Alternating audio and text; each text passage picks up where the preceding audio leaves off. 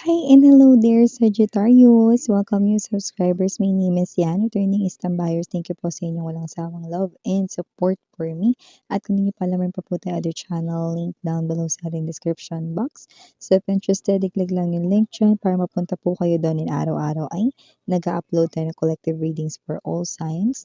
There, yung na natin gender dito, Sagittarius. Kaya naman just take only what resonates then. And yes, no? Pwede magpalit-palit yung mga roles dahil general reading ito. And at the end of the day, lahat ay may free will. It's up to you kung gusto nyo i-claim yung mensahe or hindi. Cross-watchers ni Sagittarius or may Sagittarius placement sa natal/birth chart. Welcome din kayo. Let's see your messages. Archangel Michael, maraming salamat. Angel guides.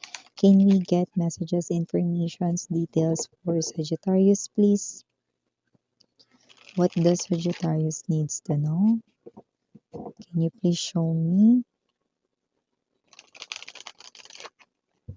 Sagittarius. Mga mensahe for Sagi.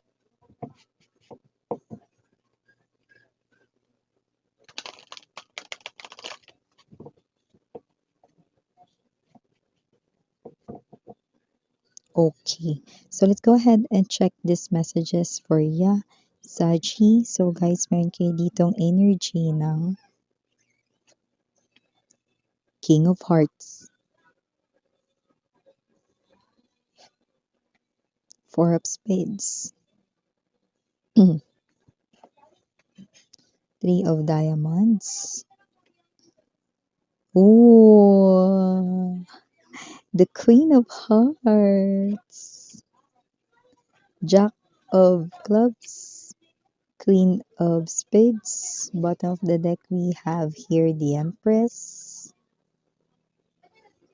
Two of Hearts, and the Justice. So, nakikita natin dito mga babes, so nakikita natin that whoever this energy is, mukhang meron dito, no, na bago kayong kausap or kung wala pa may makakausap na kayo. Ayan, no? We have here the King and the Queen of Hearts. Yan, no? So, nakikita natin dito na ito ay new connection. So, possible na kayo na ngayon, no? Kasi yung iba nag-start na ito kamakailan lang. Yung iba mga babes, so pinapakiramdaman nyo pa lamang siya ngayon with the High Priestess energy. Pero nakikita mong perfect, compatible kayong dalawa, no? And nakikita ko dito kapag kinikilig-kilig ka, no? Tinatago mo yun at hindi masyadong pinapa-obvious kasi ayaw mong manotice niya. Pero kung sino man siya, no, parang nagugustuhan mo na siya, nafo-fall ka na sa kanya, nahuhulog na ang iyong loob sa kanya, at kung sino tong energy na to na lumalabas rito na gusto mo siyang maging karelasyon, no? Gusto mo na maging kayo, no? At yung iba rito mag-on ng ataray, mag-on na kayo ngayon, no? So, nakikita natin dito, no, whether this is a new relationship here or not, nakikita natin dito na merong something sa iyong love life, no, na nakikita ko rito magiging fulfilling, no? Paano fulfilling, Miss Yan? Kasi nga parang yung mga previous mong nakarelasyon, hindi ka masyado binibigyan ng atensyon, no? Parang nane-neglect ka nila, no? Or parang may energy sila rito, no? Na ikaw yung laging gumagawa ng paraan para makita sila, no? Pero ngayon, iba na. Dahil itong King of Hearts ang gagawa ng paraan, lahat ng gender dito, no? Para makita ka, Sagittarius. Yan. So, maliban dyan, guys, we have here, no, another message. So, nakita tayo rito ng energy, no, na possible ba na meron na parang nagsa-struggle sa family.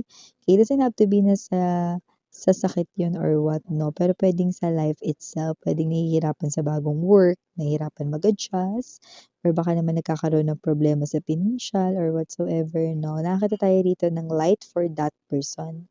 There is a recovery sa kanya ritong sitwasyon, no? So with the Jack of Clubs, nakikita ko dito magbabago na yung situation ng loved ones mo na nagsa-struggle. Yan. Eh, Miss Ye, paano naman ako? Meron din akong problema. Ito na nga.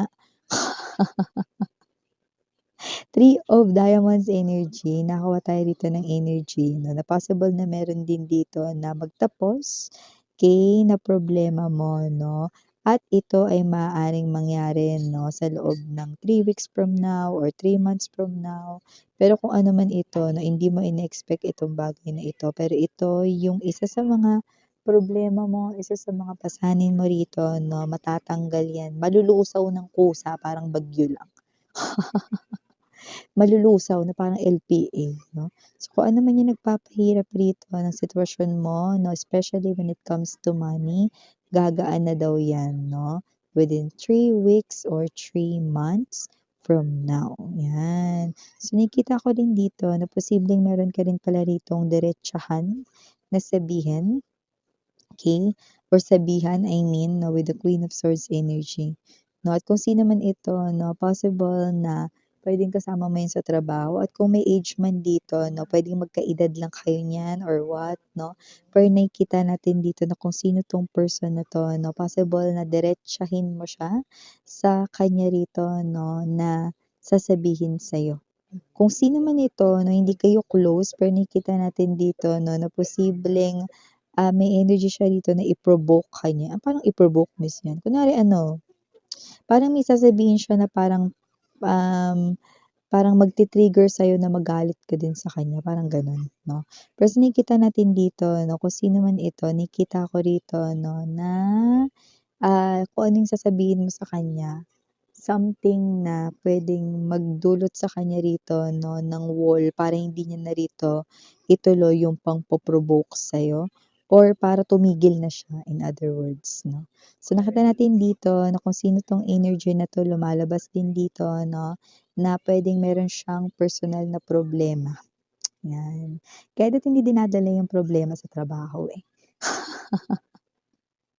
Nakakapandamay ng iba, eh. So, gano'n yung nangyayari sa kanya kaya puwedeng ikaw yung, trip niya rito 'no, na pag-initan 'no. Pero ang nangyari 'no, dahil you are embodying 'no, the energy of someone na, "Wag ako, 'yan, marami rin akong gagawin today."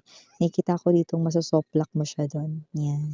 So, maliban diyan may energy rin po rito 'no, Sagittarius na possible na meron bang nilalakad na importanteng papers or kaso or, puwedeng application, kahit ano. Puwedeng yan ay sa permit ng negosyo, puwedeng nag-apply ka lang for some kind of loan or sa pagkuha ng new gadget or whatever, may mga gano'n. So, nakita kong aandar na yun. Yung iba naman 'no, kung yan ay court cases 'no, parang ang tagal ng natulog niyan, hindi na masyadong gumalaw. So, nakita natin dito 'no, na may paggalaw na yan and at the same time, nakapabor pa yan sa'yo, yan. So, nakikita rin natin dito yung energy 'no, ng Two of Hearts. So, possible rin dito 'no, na magkaroon ka rito ng suporta sa iyong family, loved ones, sa'yo ritong mga close friends, genuine people 'no, sa mo, okey? Mo pa lang. So, ibig sabihin puwedeng baka nagpaplano kang magnegosyo ganito, ganyan 'no. Makakuha ka ng suporta rito sa iyong family or sa'yo ritong special person kung meron na or sa'yo ritong mga close friends 'no. At yung iba tutulungan ka rin dito 'no, sa iba pang mga kailangan mo diyan 'no, tulong pinansiyal, tulong sa pagde-decorate, organize 'no, at lahat-lahat na hanap ng supplier, bla, bla, bla, 'yan. Nakikita ko yung suporta nila rito sa gusto mong gawin 'no. Yung energy rito parang adulting stage ka. Parang yung energy mo rito yung parang gusto ko naman makapag-ipon ngayong year, gusto ko naman ngayon na parang, umunlad yung aking kaperahan or gusto ko naman ngayon na parang mag-build ng something or mag-purchase ng pang long term, gano'n. So, whatever the case may be, may plano ka rito na iba parang iniisip ninyo bumili kayo ng jewelry kasi tumataas yung value nun in time, mga gano'n. So, whatever the case may be, just take only what resonates. So, maliban diyan, Saji, nakakuha rin tayo rito 'no ng energy na possible 'no, na kung ikaw man 'to 'no, na meron ka ritong nagugustuhan, may crush ka 'no, or parang feeling mo hanggang crush or paghanga lang 'yan magugulat ka kasi bigla ka na lang po niyang kakausapin dito, 'no? Yeah, it might appear as random lang na parang kunyari kung katrabaho mo yang crush mo na 'yan, 'no, "Eh, ikaw ba yung huling gumamit ng printer? Saan mo nilagay yung ganito, ganyan?" 'No, yung akala niyo gano'n lang ta's okey na 'pag sinagot niyo yun parang okey na tapos na yung usapan na hindi, 'no? May nakikita ako rito na magpapalitan kaya nakita ko mga lumilipad rito ng mga, mensahe 'no at nakikita ko rito 'no na magkakaroon ng twist na hindi mo ine-expect. Magiging crush ka rin ng crush talaga ng crush mo, taray. Oh, may energy rin dito 'no na possible na mag-purchase kayo rito ng gamit sa bahay, nakita natin 'yun, okey. At nakikita ko rito na yung gamit sa bahay na 'yan ay possible 'no na magdala ng swerte sa inyo 'no. Hindi 'to antique ba 'yan, miss 'yan? Hindi ako bumibili sa gano'n. Hindi, hindi gano'n mga babes 'no. Maaaring may bilhin ka hindi pampaswerte sa bahay, pero puwedeng gamit sa bahay 'no na nakikita kong swerte ang dala niyan sa'yo. It will not just give comfort sa'yo, okey, or dahil magagamit mo 'yan or what 'no, pero 'yan mismong bagay na 'yan yung magdadala 'no ng or mag-a-attract ng swerte sa bahay mo. Charm ba 'yan, miss 'yan or ano? Hindi. Kahit yung simpleng sofa bibili ka or, gamit sa pagluto, yan nakikita ko dito, yeah. So, ito yung mga mensahe right here for you, Sachi. Again, I'm your Yana on me, Sarang I Love and Light. Annyeong.